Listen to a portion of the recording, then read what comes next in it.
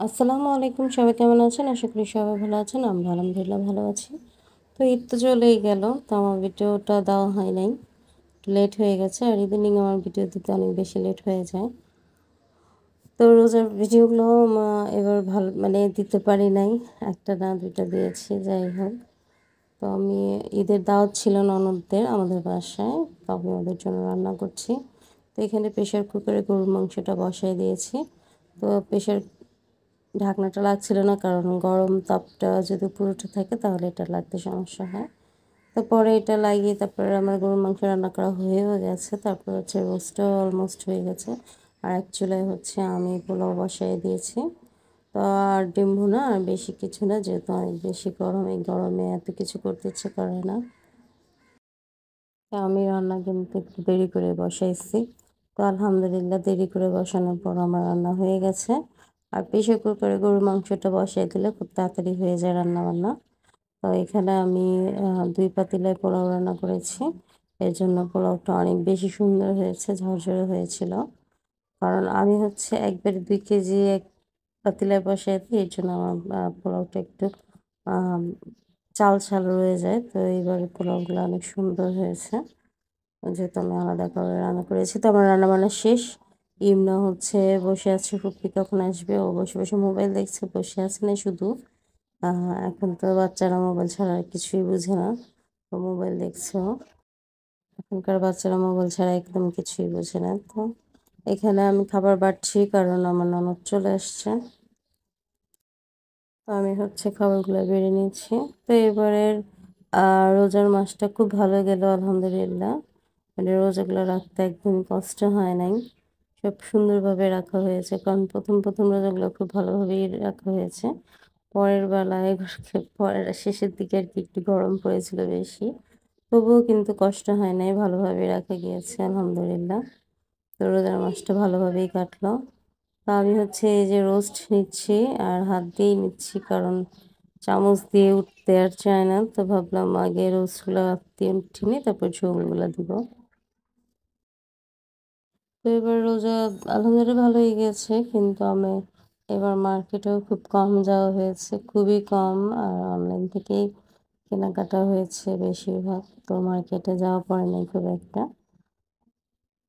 কারণ এই গরমে বা রোজা রেখে কিন্তু আ যেতে ইচ্ছে করে না। আর এবার কেন জানি আমার মার্কেটে যেতে ইচ্ছে করে নাই। একদমই না। মানে খুব প্রয়োজন ছাড়া আরকি মার্কেটে যাওয়া হয় নাই। তো আমি টেবিলে খাবার দিচ্ছি। আমার ননদ, তারপর হচ্ছে এই যে ভাগ্নি, ওর বাবা, ওরা বসে আছে। তো ডিমটাও নিয়ে নিচ্ছি। তো আমরা হচ্ছে ঈদে কোথাও যাই নাই, কোথাও না। তো আজকে ভাবছি যেহেতু ননদরা বেশি সময় থাকে না, ওরা আ খাওয়া-দাওয়ার পরে হচ্ছে কিছুক্ষণ রেস্ট-টেস্ট নিয়ে কথাবার্তা বলে চলে যায়।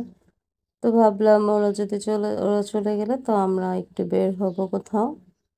তো আর কোথায় যাবো? ওর বাবা তো বেরই হবে না কোথাও। তো ভাবছি মেয়েদেরকে নিয়ে একটু খালার বাসায় ঘুরে আসবো। আর এখানে হচ্ছে কুলফি আইসক্রিম আ নিয়ে আসছে, দারুন চাচা নিয়ে আসছে। আ ইমনা হচ্ছে যে আ সিদ্দিক ভাইয়ের কুলফি মালাই খাবে। তো এটার জন্য ওর দাদা আ কিনে আনছে। তো এটা হচ্ছে যে আমার ননদ খাবারগুলো বেড়ে দিচ্ছে। আমি বলছি যে, "তুমি একটু বেড়ে দাও।" তো ননদকে বললাম, "একটু বাড়ো তুমি খাবার।" আমার ননদ আর ননদের হাসব্যান্ড কিন্তু ওরা কালার ম্যাচিং করে আম পড়েছে। কিন্তু ওরা নিজেরাও জানে না ওদের জামা যে ম্যাচিং হয়ে গেছে কালারটা। তো আমি বলার পর তারপর আমার ননদ বুঝলো যে আসলে তো ম্যাচিং হয়ে গেছে। এই যে আমার ইমরামণিও বসছে। আমার মানে এত পাগল ও, ওই ওর মানে বড়দের সাথেই বসবে, মানে আফসার আপি, আমার মেয়ে ওদের মাঝখানে ও বসবে। তো এর জন্য একটু রাগ করে আছে। ও মাঝখানে কিভাবে বসবে? তো এর জন্য ওকে ওইখানে বসানো হয়েছে। ওর ফুপ্পি বলেছে, "তুমি এখানে বসো।" তারপর হচ্ছে একসাথে বসে খাচ্ছে আমার লক্ষ্মী বাচ্চাটা। কোক ছিল, সাথে রেডিমেড বোরহানি ছিল, সালাদ ছিল। তো ওদের খাওয়ার পর হচ্ছে আমরা আবার একসাথে বসলাম, আমার শ্বশুর শাশুড়ি, আমি আর আমার হাজব্যান্ড। তো আমরা একসাথে খাওয়া দাওয়া করতে বসছি। তো তার আগে আমি একটু আবার ভিডিও করলাম। তো ওরা চলে যাওয়ার পর হচ্ছে এই যে আমরা রেডি হচ্ছি, আমরা বের হব, আমার খালার বাসায় যাব। আর কোথায় যাব? তো ভাবলাম একটু খালার বাসায় ঘুরে আসি। তো এই যে আমরা হচ্ছে শিল্পকলা একাডেমি আসছি, আমার খালার বাসার পাশেই। তো ভাবলাম একটু এখানে না আমি একটু হাঁটাহাঁটি করে তারপর বাসায় যাব। তো ওদের কাছে গরম লাগতেছে, ওরা বলতেছে যে চলো বাসায় চলে যাই। এখানে থাকতে ভালো লাগতেছে না, অনেক গরম লাগতেছে, একটু বাতাস ছিল না, বাতাস থাকলেও আবার ভালো লাগতো। তো ওরা এই জন্য যাওয়ার জন্য পাগল হয়ে গেছে যে আম্মু চলো। তো আমি বলতেছি দাঁড়াও একটু, আসছি যখন একটা আম ছবি টবি তুলি তারপর হচ্ছে যাই। আমি তো এখান দিয়ে আসা যাওয়া করি, কিন্তু এই শিল্পকলা একাডেমিতে আসা হয় নাই, তো আজকেই প্রথম আসলাম। তো বললাম যে আসছি যখন একটু ঘুরতে দাও, তো না ওরা থাকবে না, ওরা চলে যাবে। তো আমি বলছি, আচ্ছা চলো নামো, বাসায় খালার বাসায় চলে যাই। তো হচ্ছে আমার খালার বাসায় আম, আরো মেহমান আসবে। তো এই যে আমার খালা, এখানে হচ্ছে আমার খালা চটপটি নিয়ে আসছে, ফুচকা চটপটি এগুলো আনাইছে, কারণ এগুলোই তো মেয়েরা বাচ্চারা পছন্দ করে। আমার আবার অতটা বেশি ভালো লাগে না, আমি একটু চটপটিটাই খাই। ফুচকা ভালো লাগে যেন তা না, আছে আর কি, মোটামুটি ভালো লাগে। তো এই যে আমার বড় বোন, আমার ভাগ্নি, ও হচ্ছে সবাইকে ঈদ মোবারক আর সালাম দিয়েছে।